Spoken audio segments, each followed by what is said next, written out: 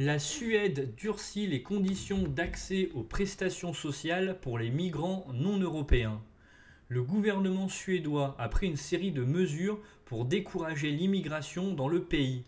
Il a réduit l'accueil des réfugiés, accéléré les expulsions des sans-papiers et relevé les exigences en termes de revenus et de compétences linguistiques nécessaires pour obtenir un permis de résidence. Le 20 octobre, le gouvernement a annoncé son intention de durcir les conditions d'octroi des prestations sociales pour les migrants non européens. Dans une tribune publiée dans le quotidien Dagens Nyheter, le gouvernement suédois dresse un tableau sombre de la situation du pays.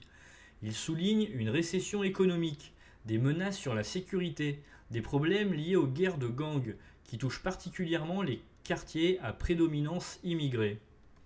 Les 4 dirigeants des partis de la coalition au pouvoir estiment que la politique d'intégration n'a pas été suffisamment exigeante et que les 770 000 personnes de nationalité non européenne arrivées en Suède depuis 2012 n'ont pas été suffisamment encouragées à s'intégrer.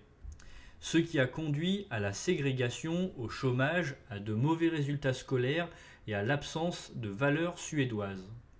Selon le gouvernement, la Suède fait face à un problème de dépendance des immigrants, en particulier des femmes, aux prestations sociales et à l'inactivité. La coalition au pouvoir propose d'instaurer un plafond au-delà duquel les étrangers ne pourront plus cumuler des aides publiques et de fixer un délai entre leur arrivée en Suède et leur éligibilité aux prestations sociales.